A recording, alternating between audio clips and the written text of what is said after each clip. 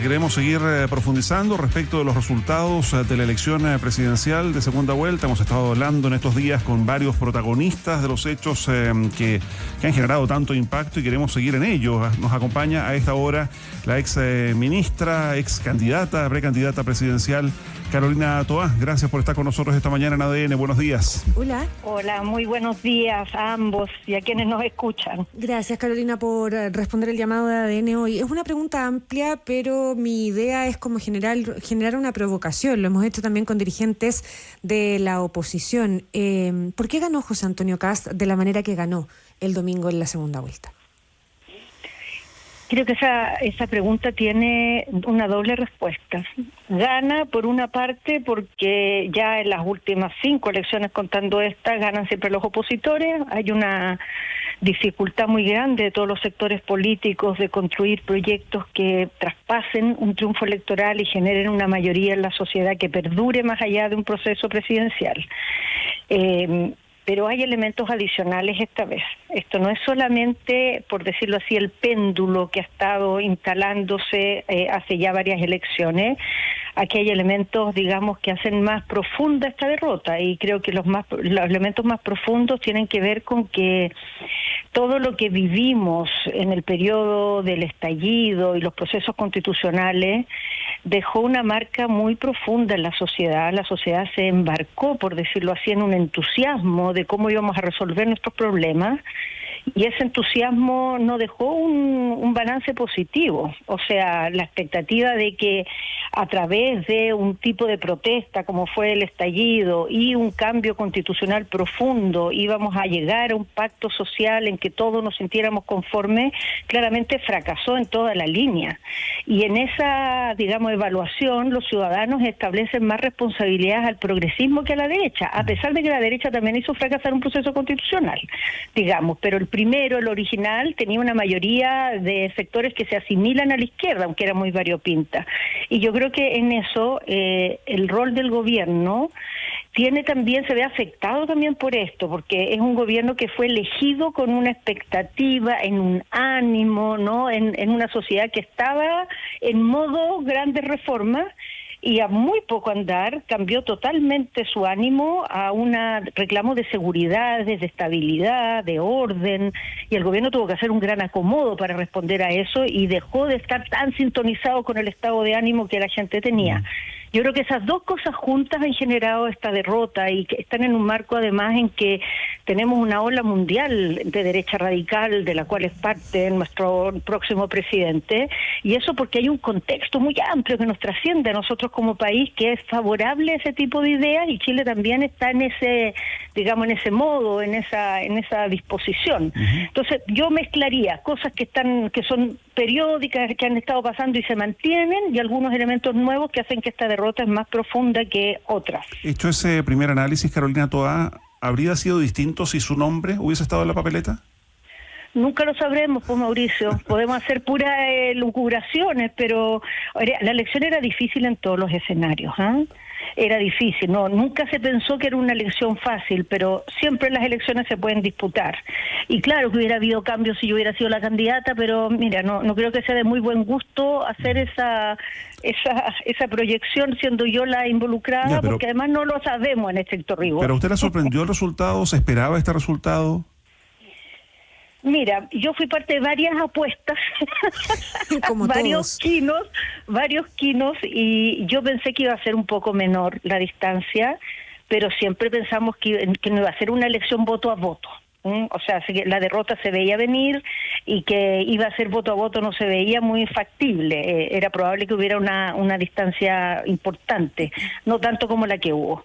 En todo caso, creo que más allá de la distancia, este es un electorado muy distinto de otros electorados. No es muy, digamos, riguroso comparar esta elección con otra, porque hay un importante grupo de electores que son estos que se han llamado electores obligados, un nombre un poco feo, pero así se les reconoce, que están votando por primera vez en una elección presidencial y que tienen un comportamiento, creo yo, mucho menos predecible, porque no son electores ni que se identifiquen de derecha, ni de izquierda, ni les haga ningún sentido la lectura tradicional de la política.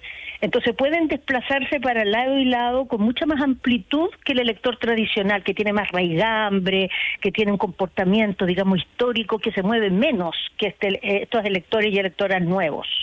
Ya, Carolina Toá, cuando hablamos de por qué gana José Antonio Kast, no es lo mismo, o a lo mejor sí, de por qué pierde Janet Jara. Pero para avanzar, usted plantea ahí como un factor esto de la alternancia. En los últimos 20 años ningún presidente le ha entregado la banda presidencial a alguien de su sector. Y ahí nos obliga a meternos en el factor gobierno-gestión del presidente Gabriel Boric, que en la campaña fue bien desestimada Janet Jara en su afán por despintarse de esta administración para no ser un factor de continuidad y que la elección de la segunda vuelta no terminara siendo un plebiscito de esta administración. Terminó de alguna manera instalando un relato que desarma el relato del gobierno, que buscaba levantar su legado, que ahora trata de levantar su legado. ¿Usted como exfuncionaria de esa administración le pareció una estrategia correcta? No tal vez la de despintarse de esta administración y no ser el factor de continuidad, pero sino llegar a un nivel de crítica que hoy día deja en veremos incluso la construcción del relato del legado de este gobierno. Bueno, creo que eso es complejo, efectivamente. O sea, tiene toda una lógica electoral bastante fundada, la idea de desmarcarse, que no tiene solo que ver con que si el gobierno a la gente le gusta más o le gusta menos, sino que cuando un candidato está tratando de construir una personalidad como un líder del futuro, es muy importante que se salga de su imagen del ministro o la ministra que fue, para las personas. Entonces tiene harta lógica electoral, pero tiene algunos efectos laterales que son complicados.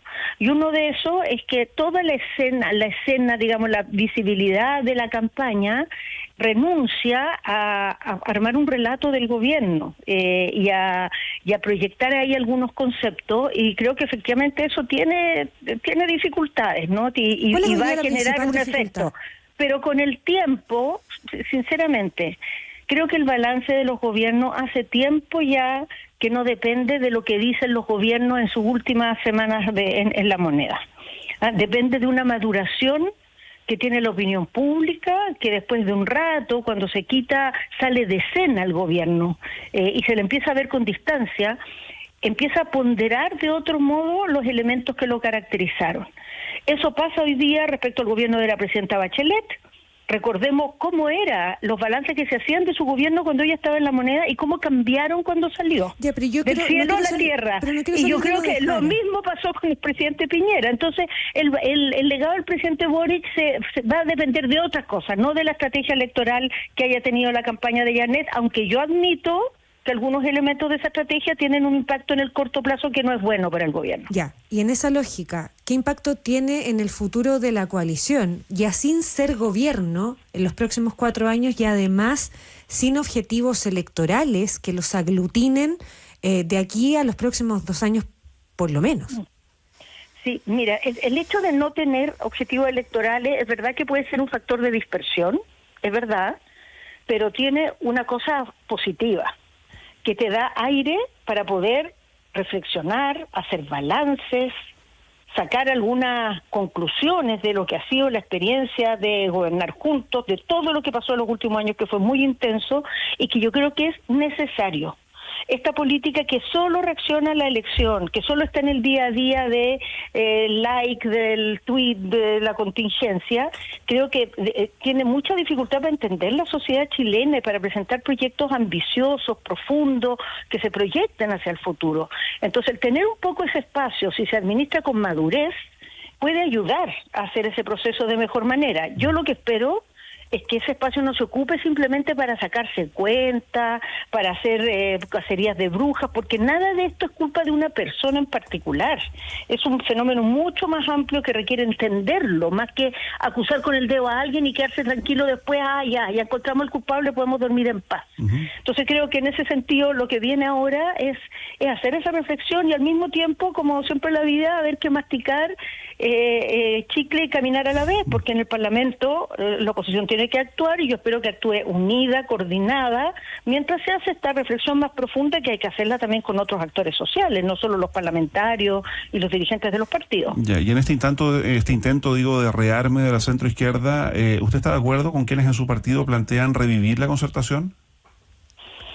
A ver, mira, yo todo lo que sé revivir me parece que no pinta bien. O sea, yo creo que en primer lugar ha cambiado mucho el panorama. O sea, los partidos de la concertación ya no son lo que eran. O sea, el partido de la concertación ya representan un sector que no tiene la amplitud que la concertación tenía. Primera cosa, han aparecido actores nuevos entre medio. Hay muchas preguntas que hacerse. O sea, no hay que poner la carreta delante de los bueyes. O sea, decir, mire, vamos a estar con Juanito y con Pedrito. No, yo lo que haría es una invitación en esta etapa en el progresismo a pensar un proyecto, a reflexionar y renovar nuestro proyecto de futuro.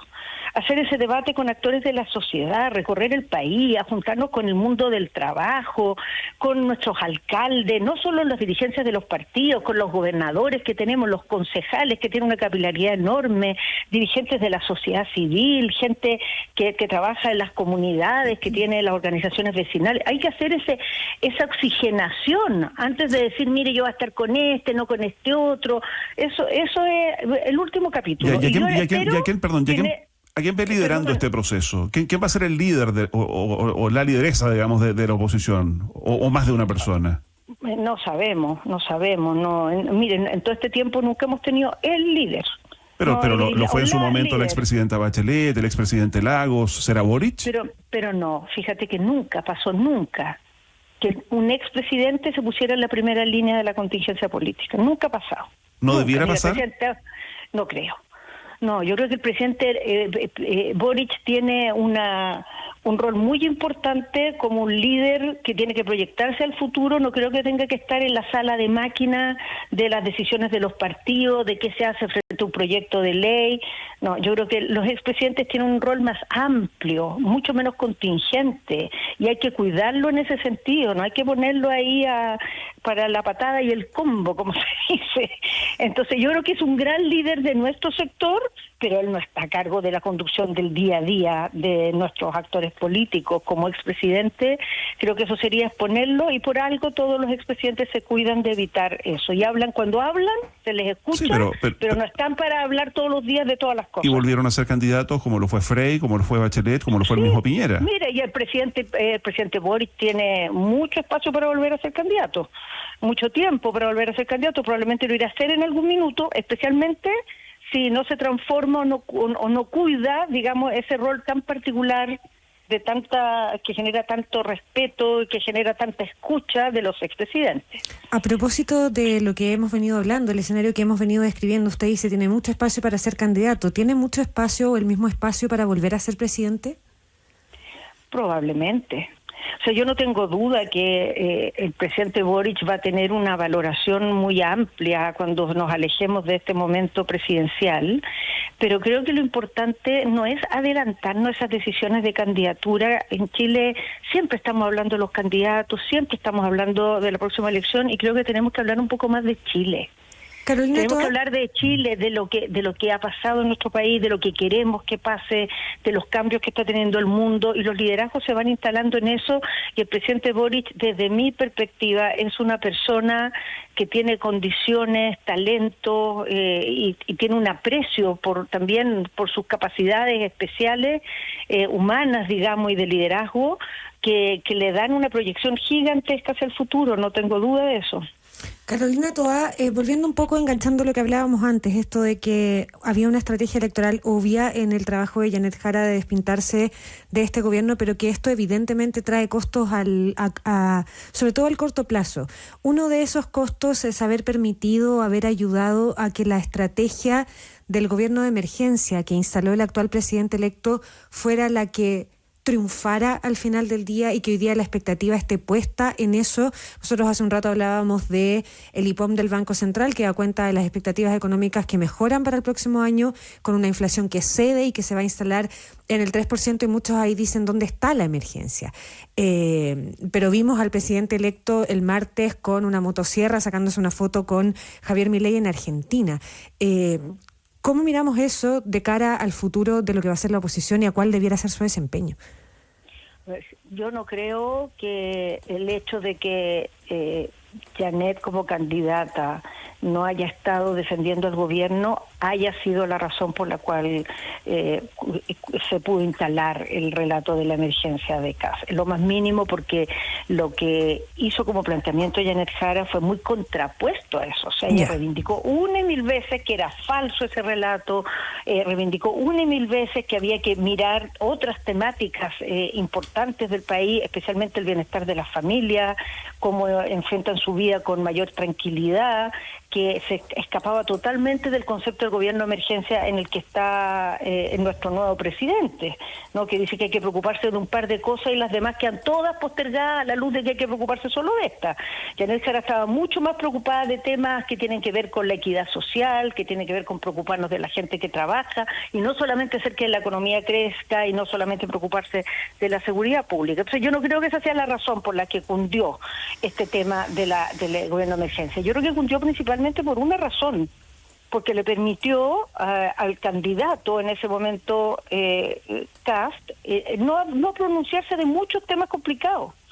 Cada vez que había un tema complicado en escena, él decía, miren, no, porque el tema de la emergencia, y eso le dio un guión muy limpio, muy simple para enfrentar la elección. Y ahora, presidente electo, no tuvo que exponerse a temas difíciles. Bueno, como presidente se va a exponer todos los días a temas difíciles. La vida es muy dura en la moneda. Pero bueno, las estrategias son las estrategias, y esa sin duda funcionó, ¿no? Así que para sus objetivos fue correcta. Pero ahora viene el desafío de gobernar. Y el desafío de gobernar va a requerir de preocuparnos no solo de esos otros temas, sino que qué vamos a hacer con la educación, qué vamos a hacer con los temas ambientales, qué vamos a hacer con la violencia de género, qué vamos a hacer con los temas de discriminación que hay en nuestra sociedad. O sea, hay muchas materias que son ineludibles. Bueno, la salud, la vivienda. O sea, piensen ustedes, en este concepto de la emergencia no entraba la vivienda es una prioridad absoluta. Chile está en una encrucijada enorme en el tema de la vivienda. Tuvimos un programa de emergencia habitacional ya en este gobierno. Imagínense, y no es parte de la emergencia del próximo presidente el tema de la vivienda. Así que va a entrar en la agenda, es inevitable, y espero yo que así sea, porque afecta a muchas personas esa temática. Carolina Toá, hablábamos de liderazgos, de futuros liderazgos del presidente Boric, pero después de haber sido alcaldesa, diputada, subsecretaria, ministra, candidata presidencial, ¿en qué va a estar usted? Yo voy a tratar de colaborar en este proceso. A mí lo que me gustaría, estas conversaciones están muy preliminares, Mauricio, todavía nadie te puede responder cómo se va a hacer, porque nadie sabe, pero yo espero que aquí haya un ejercicio muy amplio de renovación, especialmente de todo el progresismo, la centroizquierda, pero a mí en particular, mi domicilio, digamos, el socialismo democrático. Yo espero poder contribuir a eso, y sobre todo contribuir fuera del metro cuadrado de la dirigencia política. Creo que es muy importante que involucremos a otros actores de la sociedad. Hay mucha potencia ahí, y no la hemos estado, digamos, recogiendo, no le hemos dado voz, no lo hemos puesto en las decisiones importantes. Yo espero contribuir a eso y voy a seguir en los temas de seguridad. No los quiero soltar. O sea, esta experiencia que me tocó hacer fue muy intensa, me tocó mirar muchas cosas de las cuales aprendí harto, y quiero trabajar en eso, trabajar para Chile, trabajar para nuestra región. La región latinoamericana es la región más violenta del mundo, tiene un desafío enorme en los temas de crimen, de violencia, de crimen organizado, y Chile en eso está en una posición en la cual puede aprender mucho, también puede dar muchas experiencias, y tenemos muchos desafíos para adelante. Y yo quiero que el progresismo tenga una voz fuerte en los temas de seguridad, tenga autoridad, tenga convicción, y espero aportar a eso. Y desde esa experiencia, ¿cuán determinante fue el clima de inseguridad en el resultado presidencial? Muy determinante, o sea, totalmente determinante. O sea, es determinante en la experiencia de las personas, porque a pesar de que en Chile se ha hecho un trabajo enorme y se ha logrado, digamos, cambiar la ruta en la que íbamos, que era cayendo por el precipicio, para las personas su vida cotidiana está mucho más insegurizada de lo que estaba hace 15 años atrás, y eso ciertamente afecta a las percepciones. Y a eso se suma que se instaló un relato, digamos, encima de esto, como de que Chile estuviéramos, no sé, en El Salvador. O sea, lo que ha instalado la oposición que triunfó en las elecciones es que la seguridad en Chile es como la de El Salvador y la economía es como la de Argentina. Y nada más lejos de la realidad, pero eso fue exitoso. Eso fue exitoso y ciertamente influyó mucho en el proceso electoral. Nosotros tenemos que hacernos cargo también de nuestra parte en eso, porque aunque la realidad no es esa, eso es lo que se ha instalado como sentido común en Chile y nosotros somos parte también de las voces relevantes de esta sociedad, así que por algo no logramos también cambiar ese clima. Hay que entender que es parte de nuestra responsabilidad entender en qué fallamos ahí. Carolina Toa, exministra del Interior, entre otras cosas, ex precandidata presidencial también. Muchísimas gracias por esta conversación con ADN hoy. Muchas gracias a ustedes también. Buen día. Buenos días.